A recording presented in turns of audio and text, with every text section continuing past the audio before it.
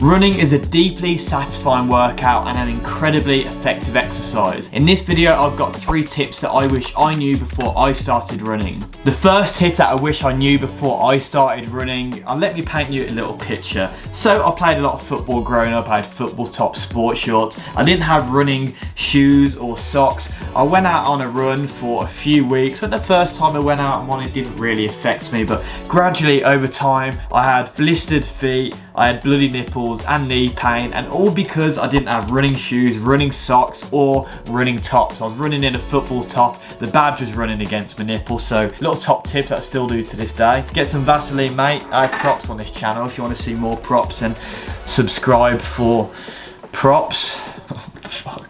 Imagine you're running in a cotton t-shirt, it becomes heavy by absorbing the sweat. It's not very good. Again, chafing on your nipples. I won't mention nipples again in this video. But if you have a nylon top, you don't need to break the bank when buying sports or running clothing, but it just helps you. It's that technology where it allows you to breathe, it cools you down a little bit better, which is gonna make your runs more enjoyable, and ultimately you're not bruising your, I said I wouldn't say it again, you know what I'm gonna say though. So running socks are also incredibly important. This is one thing I wish I had, because I had horrible blisters when I first started running. You imagine normal socks that just have one lining, then you're just rubbing your feet on the heel of your running shoes, where running socks are double lined. So when it's rubbing, your feet staying in position, but the rubbing, if you like, is done on the other side of the sock. So it helps you with blisters, much more comfortable to run in, and as well your feet don't get sweaty. So overall, much more comfortable. And running shoes, again, incredibly important.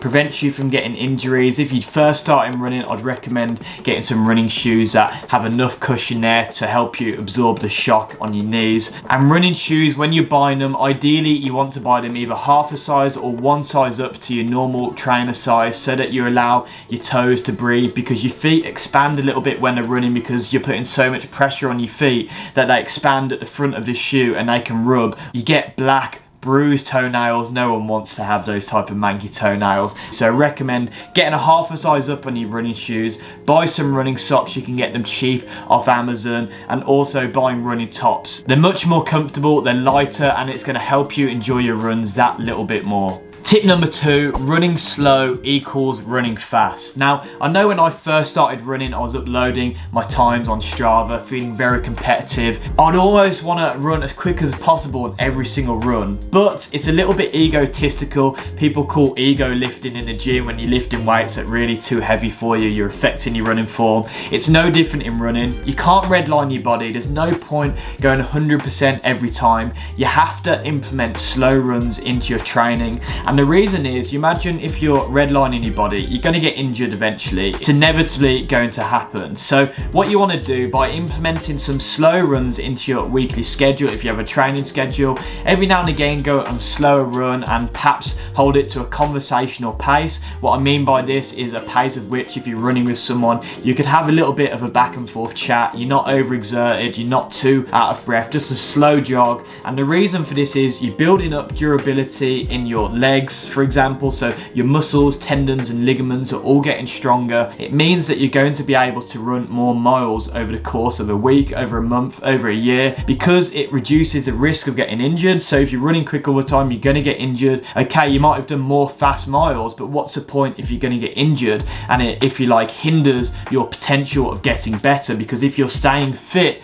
frequently, then that way you're going to be able to improve your runs. Also, you want to implement fast runs, but without confusing you in this video, I'll link my other video where I put how to run faster. So if you want to go watch that, go and watch that. My third and final tip is to increase your mileage gradually. When I first started running in January 2020, I enrolled on my first marathon trying to raise money for Alzheimer's Society, and it was 10 weeks away from when I signed up for the race. So I went from not running at all since school to then being 23, 24 years old to trying to run my first marathon with 10 weeks of training. Now that makes me absolutely cringe And luckily COVID came and saved me from the Paris Marathon in April, where I had much more time to train for that marathon. And it was so beneficial that happened because I suffered from a horrible runner's knee. I was getting calf strains relentlessly, and the reason was because I was so motivated to try and get a good race time. I'm very competitive, so I was trying to run, but my body caught up to me because I was trying to run too much too soon. Nothing you can get away from when you start running. So something that you want to do to prevent the risk of injury, so simple rule to follow, is increase your weekly or daily mileage by 10%. So what that means, say for example on your first week of running you run 5 kilometers, the next week go to 5.5 kilometers, and perhaps when you build up you're running 40 miles a week, for example. Next week you can run 44 miles a week. It's a really easy way to assess how to build up your training mileages because it reduces the risk of injury. Again, like tip number 2, it's increasing your body's durability and resilience by strengthening your muscles, tendons and ligaments, and doing it in a way of which they can grow strength naturally over time. Because you imagine, yes, you're increasing your mileage by 10%, someone might be doing 20%, but if in 3 weeks time they get injured and can't run for 2 weeks, you're going to do more mileage than them over the course of a year because you're not getting injured. So over the course of a year you've clocked up more mileage.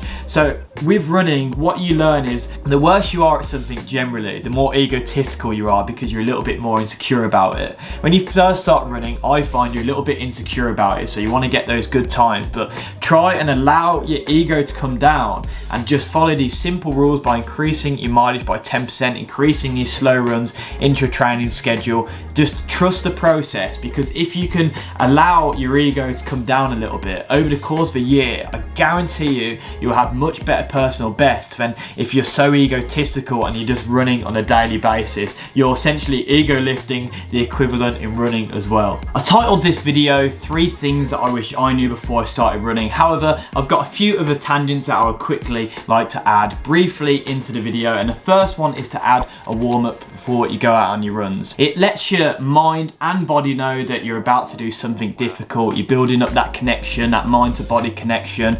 Ultimately, you're warming your body up, you're getting blood flow around your muscles, tendons and ligaments, so that when you go out and run, you reduce the risk of getting injured. If you want to see a full warm-up, I've also got a video for that. And the next thing is to try and record all of your runs. Whether you do that on Strava, I personally recommend Strava. That's what I use. You can follow my Strava if you want to have a look at the type of runs I do. Ultimately, if you can tough out those first few weeks where perhaps you're not seeing a huge amount of progress, like anything, if you can tough out those first 4 to 6 weeks, then when you start to see progress, you'll start to really enjoy running. Running was something that I used to absolutely hate. It was something that I dreaded, but now it's something that I absolutely love and just could not live without. It's so rewarding, and I hugely recommend recording your runs on Strava, because by seeing your progression, it's going to give you that incentive to want to keep going. That's the end of the video. If you've enjoyed it, I'd hugely recommend dropping the video a like, comment on the video. I'll have a chat with you in the comments section if it's not too